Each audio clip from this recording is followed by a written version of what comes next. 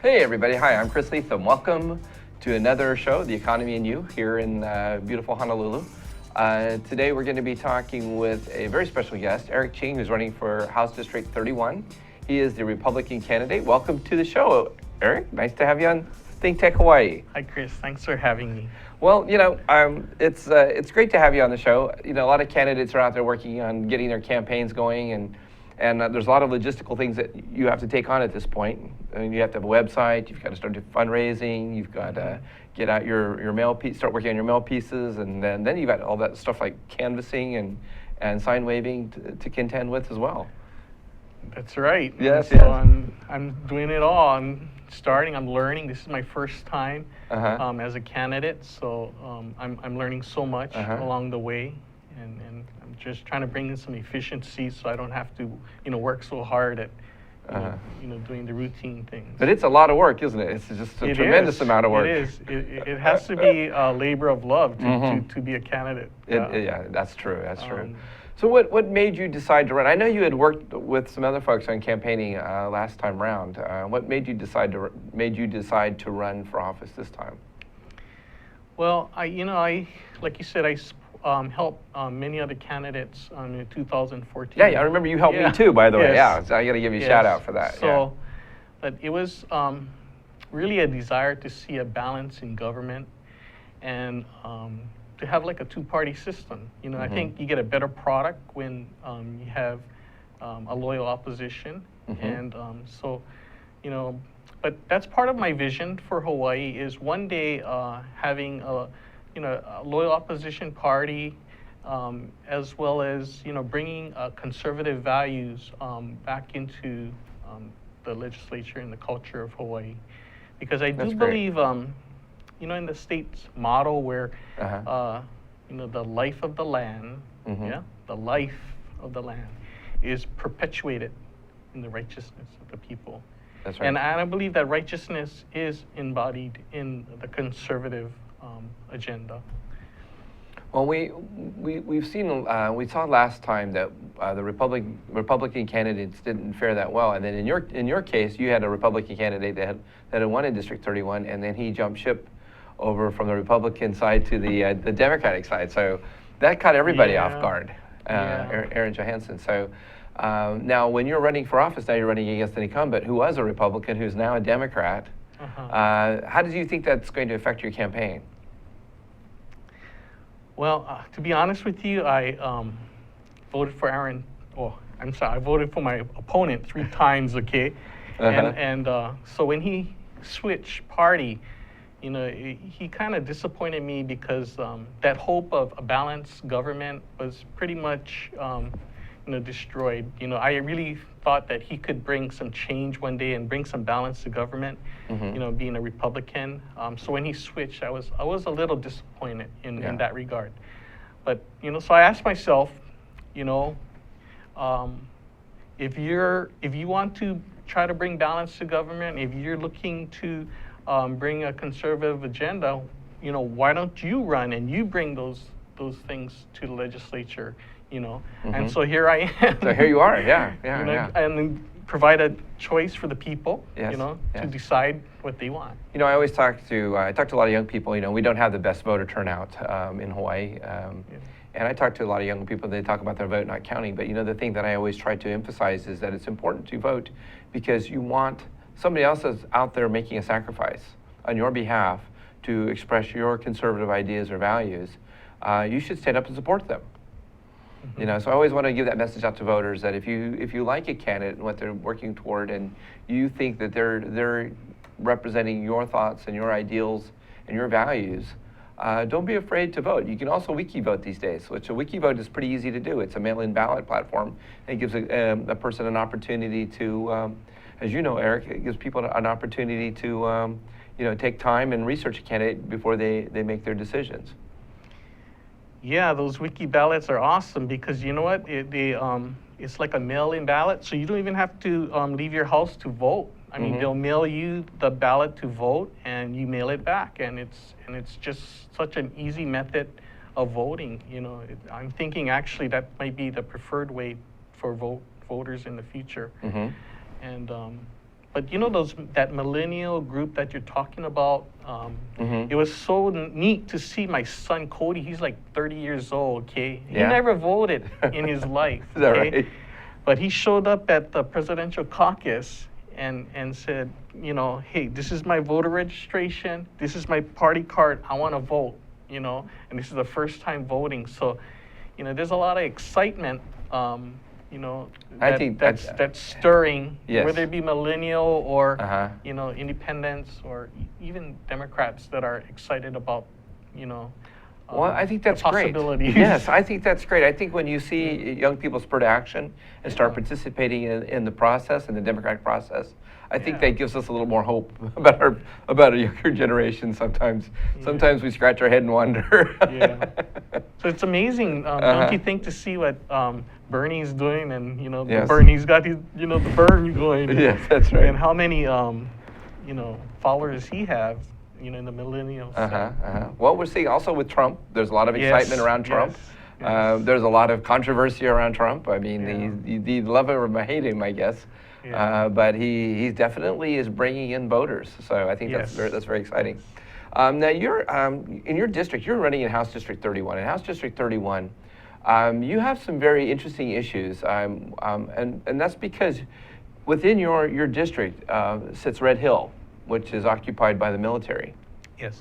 And with Red Hill area, there, you know, when you're dealing with the military, there's lots of complexities because there's a lot of stuff that's not necessarily open to the public.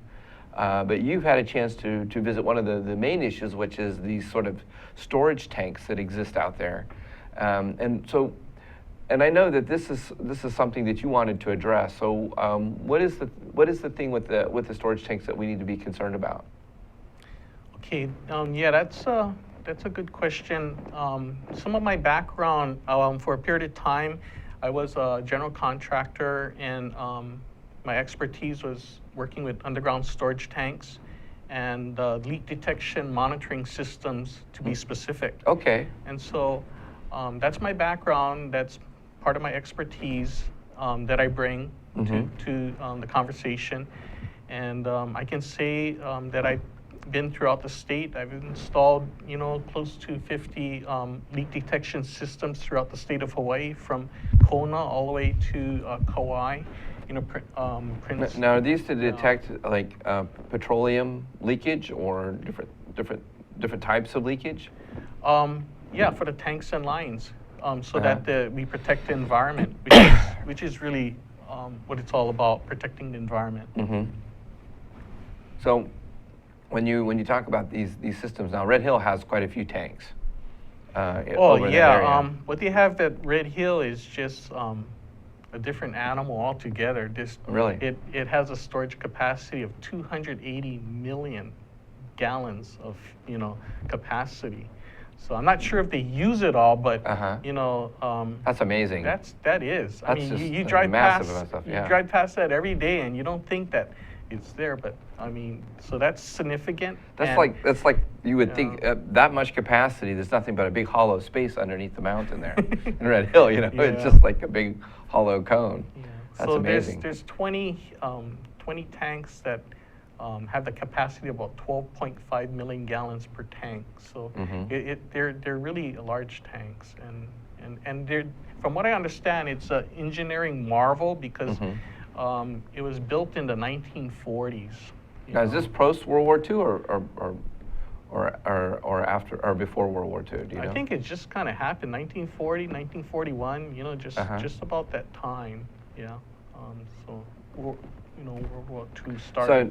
So when these tanks have been under there for a very long time. Now, do we have a life? Is there a life expectancy on these things, or? You can do the math. It's been there for about what 70 some odd years. So, you know, being constructed out of steel, you're exposed to corrosion, yeah, and that's probably the biggest challenge is corrosion. Now, have we had any major leaks from any of those tanks in the past couple of decades, or that we know about? I guess is probably the right way to phrase that. You know, there's been some reporting to the Department of Health, you know, on some releases, and they're monitoring some through monitoring wells and things like that. But I had a chance to visit the facility, with some of the Admiral Fuller and what is that, Captain Ken Ebbs, and they were really concerned about the environment and what they needed to do to protect the environment. But yet, it serves two purposes: not only protecting the environment, but just its strategic value for national security. Was their concern. And so I really appreciated the tour that they provided. It was very informative. And I can say that these guys have a lot of invested, there as far as monitoring equipment and things like that. But it's still not enough. We got to be looking towards the future. Right. And I believe that we need to find an engineering solution to extend those tanks for another 70 to 100 years. So, that's where we're at. I believe that's where we're at right now. Now, we've seen with like sewer lines and things like this that they have liners and things that they've developed to extend the life of other types of water piping and sewage piping. Is that the kind of solution that we're looking for? Are we looking for something that we could sort of coat the inside of these tanks with that would provide that additional longevity? Or are we looking at something more to address the external aspect where it's being exposed and maybe looking at the rust? Or maybe we're looking at all those things. I don't know. Well, I think the EPA has some directives as far as when you install a new tank now, it has to be a double wall tank. And there's reasons for that. The double wall serves as a secondary containment. So, and in that secondary containment, you can also monitor that interstitial space with the monitor. And so I believe that's the direction where we need to go with this. Okay. Interstitial monitoring for those tanks. But so building a tank within a tank and monitoring the space in between. So that may actually be a plausible solution in terms of course, you'd have to remove all the material in the tank and fully clean it. But then once you've done that, then the idea is you could build a tank within the tank. Well, existing tanks, perhaps. Yes. Okay. That's a very interesting idea. That's one of the reasons that I think it's very important for people to run for office who have different backgrounds, not just a legal background or a social worker background, is that you bring a different set of skills and understanding to the fore. Whereas people who have a law degree or a degree in social work, that's great, but I think we need to have balance and we need to have that commingling of people with different level of expertise in different areas that are really part of our economy. And I think that's one of the reasons that you're running for office. I think is fantastic, and I really wanted to support you today because I think you bring that to the table, which is great. So we're going to take a quick commercial, and then we're going to come back and let's talk about that fun topic, rail, because I know everybody likes talking about rail. I'm Chris Leith, and this is The Economy and You, and we'll be right back. Aloha. Aloha, I'm Kili'i Akina, president of the Grassroot Institute and host on Ehana Kako, a weekly program on the Think Tech Hawaii broadcast network.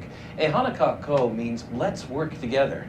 Think of the sad alternative, let's not work together. Here in Hawaii, with all of our diversity and the richness of the people, it's important for us to come together around issues on the basis of what's right and what's good and what's going to serve the common good. And that's what we try to do at Ehana Kako. Every week, we interview movers and shakers, people in government, business, and other sectors of society to talk about how to create together a better government, economy, a better world here in Hawaii that can bless the rest of the world.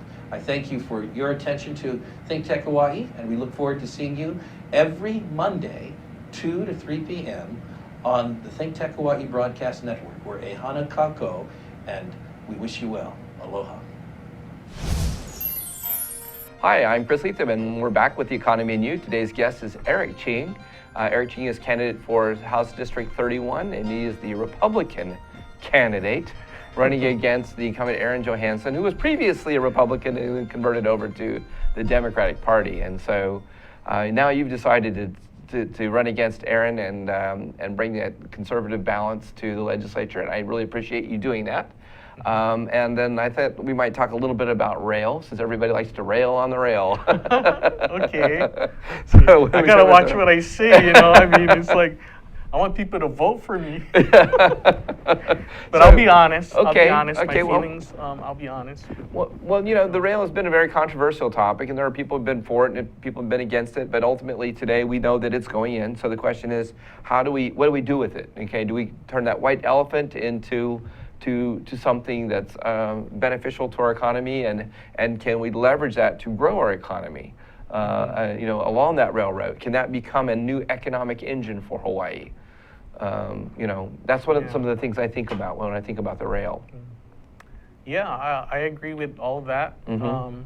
It's just, it's hard to, you know, think about rail when you don't know the price tag of it. You know, I think that the mystery of the price tag is probably, in other words, no banker can actually conceive to finance a project if you don't know what the price tag is. So we know it's a lot. Yeah. Yeah, we know it's a lot. Yeah. Well, so, you know, I think that's the biggest challenge. And I think that question came up, you know, and some of the legislators asked, you know, what are the estimates from the professionals? But I think some of the excuses was to, you might affect the bidding process if we divulge that information. So, you know. Yeah, that is a balancing act, isn't it? Well, you know, you need to have a number Mm-hmm. to say, hey, that's a good idea or not, you know, or, you know, is it going to pay a dividend or is it going to be a return? Mm-hmm. Because that is a mega project, and I think it should be capitalized in a way where you can depreciate it over, you know, it's like a house. You know, you buy a house, Right. you can't afford it all at once. You have to depreciate over a period of time, pay a mortgage, and maybe over 30 years, you know, you end up paying for it. Mm-hmm, mm-hmm.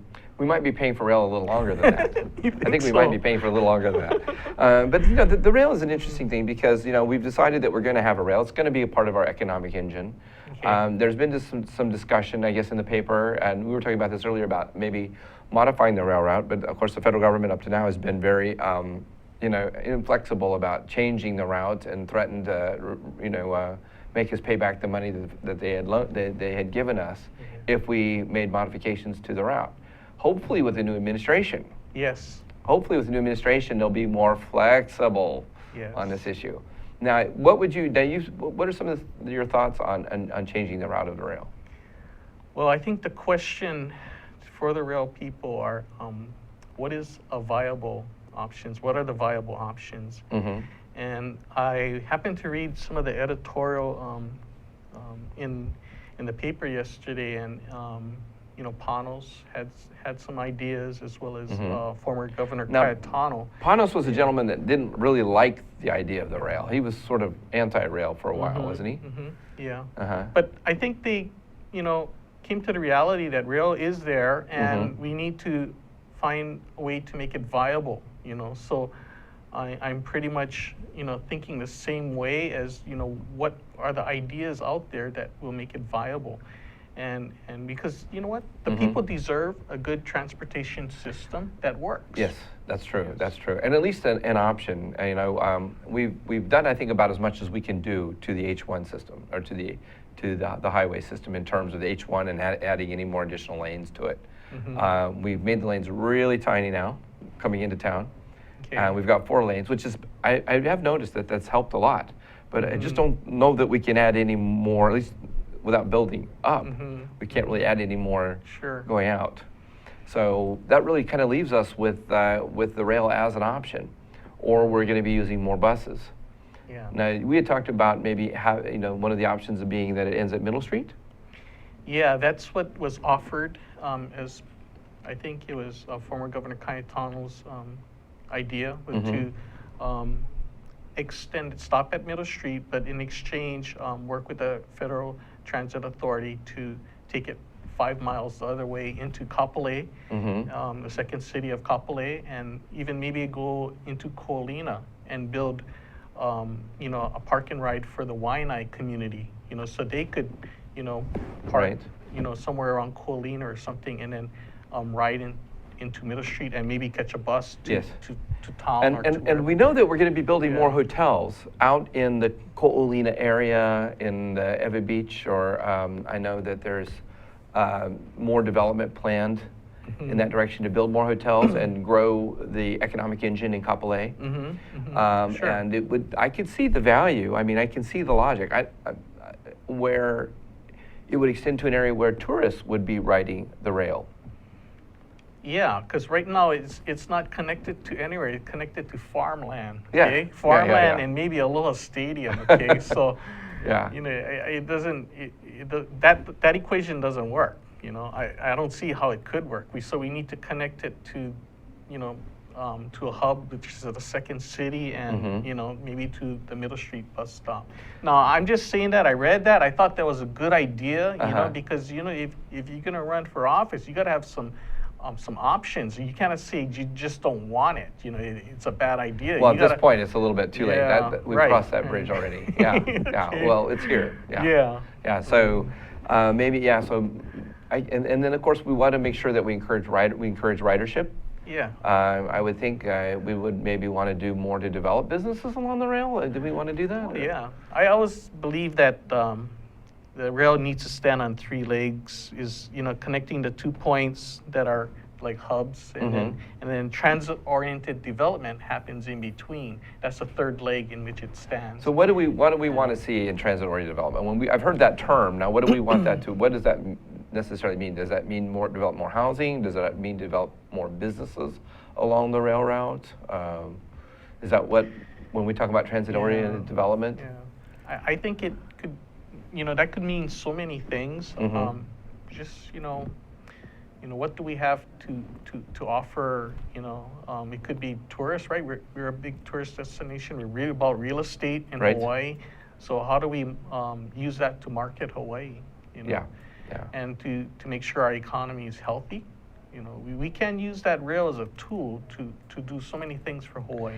Yes. But you know, I'm really hoping that they decide to go that option of, you know, heading out towards Kapolei, because, you know, I really want to see like the local architects get some of this, you know, where they can design it, and our local contractors can, you know, actually build it. Maybe they can affect some real positive opportunities there. Yeah, you know, Yeah. I mean, just some, you know, I think the local companies are, you know, I mean, if they're not going to be doing it, you know, above, they're going to try to keep it maybe on the railroad tracks or something, something, you know, along those lines. But, you know, I think there's a good opportunity for, you know, some of the businesses in Hawaii to benefit. And one big part of our, you know, economic engine here in Hawaii is education. I mean, we have the University of Hawaii, we've got the community colleges, we've got Chaminade, and we've got, you know, a variety of private schools here as well. If we had students able to use the rail effectively to get to and from class, or use that system, our public transportation system effectively to get where they wanted to go and to get to classes. And then we talked earlier about maybe even UH moving more of its classrooms toward West Oahu, and or using the community colleges. And so maybe that would be beneficial to people who live along the rail route. Yeah, so many benefits, on the rail. We could, you know,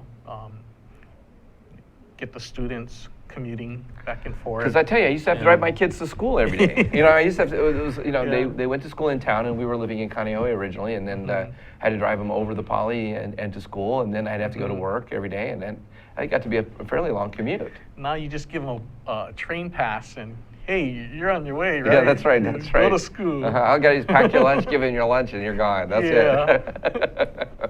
Yeah, that's pretty crazy. There's so many, you know, ways that it could be used. You know, if it's, you know, I'm hoping that, you know, they can resolve the issues with whatever they have to do with the transit, the Federal Transit Administration. I think we can. You know, I think we've got some fairly creative people in this state, and we've got some creative entrepreneurs.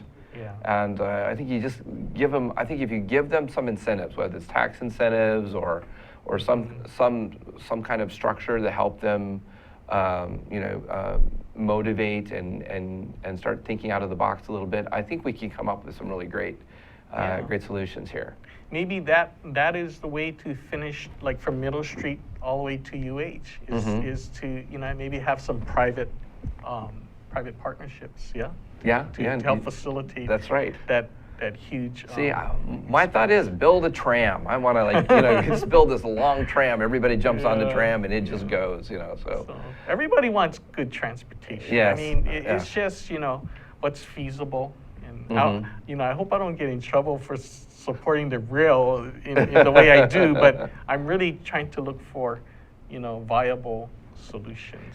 Well, I think that's what you got to do. I think at this point, we know that it's going in now. It's a question of how do we leverage that in the best possible way. Sure.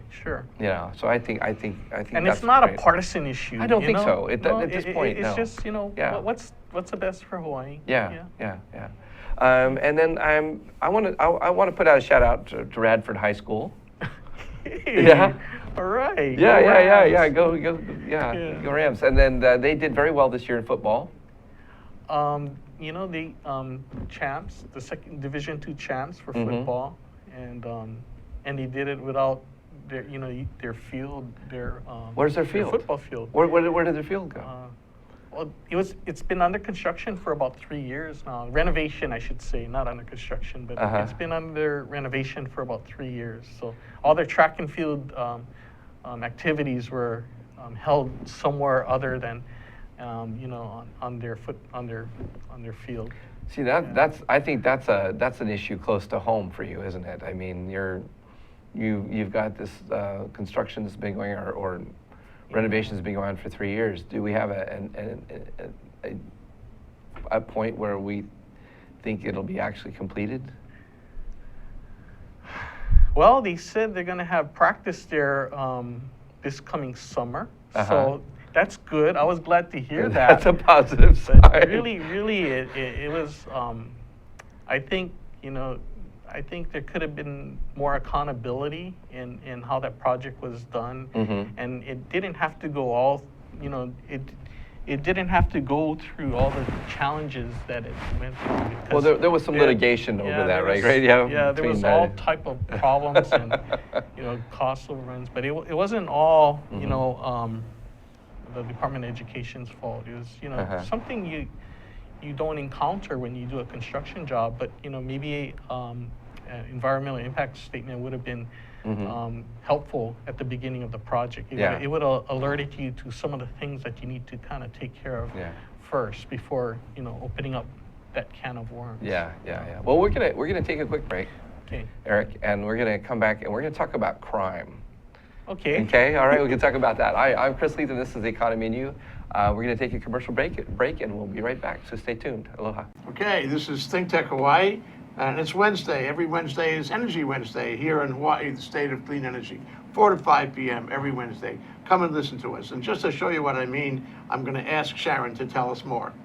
Come and see us every Wednesday, as Jay said. And we have people like Jim Albers from HECO here and co-host Ray Starling here every Wednesday. We not only go on Olelo and OC16, but also stream live. So please come visit us, hear about the latest in clean energy. Okay, Jim, you've been here. You got any comment on all this? As important as energy is in all of our lives today, this is a great forum and a great format to vet those issues. So I encourage everybody to listen in and participate. Okay, Ray, what do you think for a close? Well, I think this is the greatest show in the energy world here in Hawaii. You can come here every week, 1 hour, and catch the latest on what's happening and hear from the people who really know what's going on, like Jim Alberts. We appreciate your coming today. Thank you. Ray Starling, Sharon Moriwaki, Jim Alberts, and Jay Fidel here in Hawaii, the state of clean energy. 4 to 5 Aloha. p.m. Wednesday. Aloha. Aloha. And we're back. Hi, I'm Chris Leith, and this is The Economy and You. And today's guest is Eric Ching. Eric is running for House District 31 as a Republican candidate. He's running against former Republican, current Democrat incumbent Aaron Johansson. And so, Eric, we were talking a little bit, giving a shout out to Radford High School. But one of the other areas that in our previous discussion was the topic of crime. They're developing now. People can go get a power tool And they can get these high-powered tools. They can cut big, fat chains. They can get into places they couldn't before. They can steal copper wire where you never thought they could steal copper wire. They're finding new ways to put graffiti on buildings that were like, how did they get up there? You know, so just talking about crime. This is an area of interest for you. Well, I gotta say, man, contractors, they have the best hand tools out there. That's true. And, That's and, true. and they got all kind of hand tools, and so hopefully it doesn't get into the hands of the the criminals. But Well, for all you contractors out there, just keep your tools out of the pawn shop, because that's where they can pick them up cheap, is the pawn shop. The bad guys pick them up at the pawn shop, so don't put them there. So we want to keep your tools at home. man, if they use just a little bit of their innovation to do something productive, man, I tell you, it's like they could solve so much problems. That's true. I do attend. It's on every Monday for the first Thursday of every month. I attend. It's a neighborhood security meeting. Okay. And I was invited by the Krugers to attend this meeting, and when I got to the meeting, I was thinking,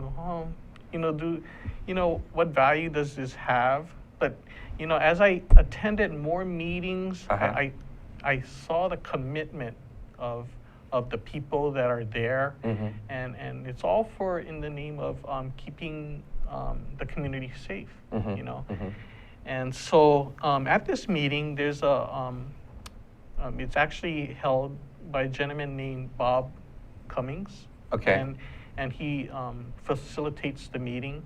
And we also have a HPD officer there, sharing some of the information that he has from the HPD. Okay, now what kind of crime do we normally see? Are we seeing more property crime issues, or are we seeing like physical, violent crime, or is it more theft and property damage type of stuff? Or what do you generally see in your area? What do they talk about most?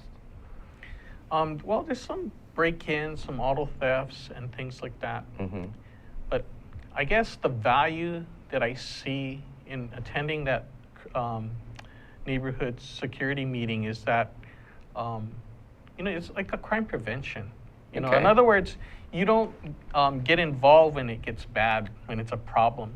I think that in that meeting we see trends. If there's a trend starting to happen, it's almost like an ad hoc group that will get together and really take a look at the problem and communicate with the community and work with HPD to take care of it before it becomes a problem. Yeah, it kind of reminds me of your sensors, the leak detection sensors in a way. You're kind of like, there you go. You're getting a feel for something before it gets really bad, and you have those constant updates, and you're getting a feel for what's going on in the community before things get out of hand. Yeah. So I'm happy to say that crime is in check in our district, and I do believe it has a lot to do with concerned community members, like the people that attend this meeting. They're very dedicated to making sure that the community is safe. That's for great. everyone. That's great to see that. I'd love to see that throughout the island, and throughout all the islands. Actually, it'd be great to see that kind of community participation. Sometimes we get sort of live in our own little bubble, and we forget that we're part of a community. And that we need to be participating as part of the community. And it's great that you actually do that. That really shows your commitment to the people in your district, and I think that's fantastic. So let's one of the areas I think that I've seen too is that young kids growing up today, the parents are challenged. They're working 2 jobs, and kids sometimes tend to get on Santa's naughty list if there isn't good parental supervision. I can speak from personal experience. I wasn't always my most well-behaved teenager when I was a kid. No, not you, Chris. Come on, there's that halo over your head. I had some friends that encouraged me to, and I sort of succumbed to some of those bad ideas, but nothing serious. Guilty, okay. Yeah. I was a teenager once upon a time. Yeah. So we want to encourage. The thing is that we've got good things going on in the community. Parents are able to parent. Yes. That helps keep our kids out of trouble. And education, of course, is one of the big areas for Hawaii as well, because, you know, we have been sort of sitting on the bottom of the progress list in terms of academic performance. And I think everybody wants to see us do better, you know, in that area. And, you know, we've got a single board of education system that sort of rules all. And we see teachers, you know, we see some teachers frustrated because they don't have any ability to have, you know, discipline kids or teach the curriculum the way they want to teach it. There's sort of the top-down approach. But we also see some teachers that, you know, aren't necessarily, you know, putting forth their best performance. You know, so what are your, I mean, in dealing with education, what are some of your thoughts? And Well, I attended a Lincoln Day dinner a few months back, and I had the opportunity to hear Governor Scott Walker share his experience with education.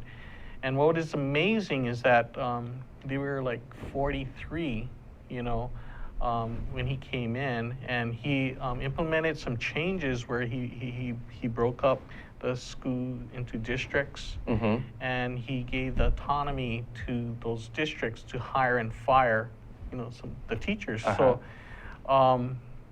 and I guess that's one of the reforms that he did, you know, made, and you know, in doing that, I guess they improved their teachers, and they had some really committed people, you know, wanting to see their education improve. Yes. And they went from 43 to, you know, don't quote me, but either second or third. Yeah, and so that's phenomenal. That's phenomenal. That's yeah, phenomenal. I mean, if you can even get a fraction of that in Hawaii, I think you'd be doing really well. Well, you know, I love to see parents engaged in their children's education, where parents have a vested interest in the success and or see that they have a vested success in their children's education, and being sort of pulled in as being part of the education or the solution of educating their kids. And I don't know what we could be doing in Hawaii to do that, but I think that would be huge as well. There's a couple of course, you know, I think parents, you know,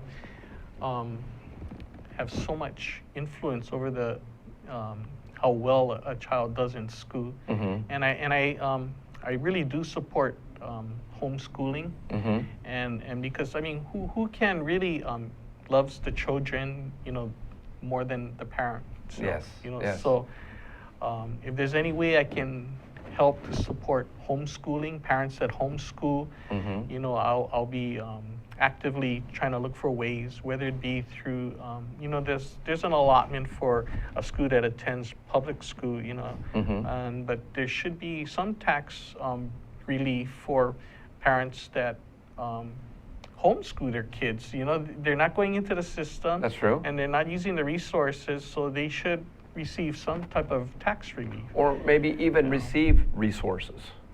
Yeah, and just, you know, just work to overall, to better, you know, the education for the children of Hawaii.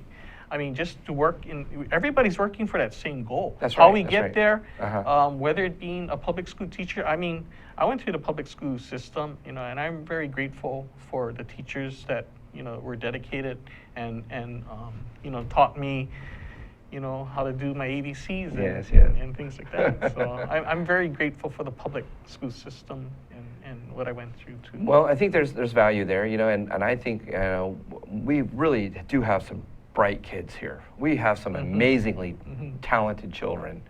And I would also like to see opportunities where our kids, where we give them a good education and we give them all these wonderful tools, that we have jobs for them to come home to, because they'll often go to college on the mainland. And wouldn't it be great if we had more incentives or ways to sort of draw them back in and draw our best and brightest back into Hawaii?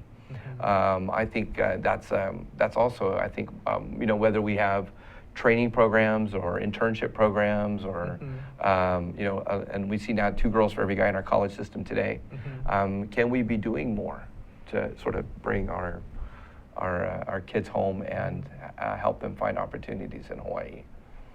So education for me starts with the question, you know, what does Hawaii have to offer the world? and so you educate them, accordingly. In other words, you don't want to teach them something that doesn't apply. They're not productive. They can't come back here and get a job. So education for me starts with a question. What do we have to offer the world? Whether it be engineering, whether it be real estate, whether it be landscaping, whether it be logistics support for the military. Yes. It starts with that question, what do we have to offer the world? Yes, that's great. That's a really very practical approach Yeah. to education. I mean, And then that way you can target, your some curriculums, like we have travel industry management at the U of H, and I think that's, if you really train people to in that field, they could be really good in the tourist industry, and just look at what do we have to offer the world. Yeah, well, we work on jets. We work on ships. Yeah. We work on all kinds of military equipment here, and we have a lot of stuff that we'd have to do infrastructure because we live on an island. We can't resource out from the state next door. We have to actually do everything in house. Yeah. Within the state. So let's teach our children, and they're the future. Yes. And so they don't have to leave the state. In other words, to find jobs. And in other words, that's right. they're trained to be productive citizens in Hawaii. Yes, To keep them here. Well, I want to thank you for coming on the show today, Eric. It was great to have you on the show. Thank you for having me. Yes. So now you're running for office. How could people get a hold of you or find out more about your candidacy? Do you have a website? Yes, I do. It is ericching.org. ericching.org. Yeah. Okay, that's ERIC. CHING. Okay. .org. And I just started up the website. My brother helped me put it together. Okay. And so I haven't really populated the website with a lot of the different issues or anything like that. But it has some general information. Okay. And it even has a donate button if you want to donate. That's the all-important donate button. Yes, you have I'm to have not one Donald Trump. Okay, I'm going to self-fund my campaign here. But although that's not a bad idea. If I could, if I had the the means to do that, I think that's wonderful. That that in a way where you can make decisions just 100% for the people of Hawaii. Yes. That would be awesome.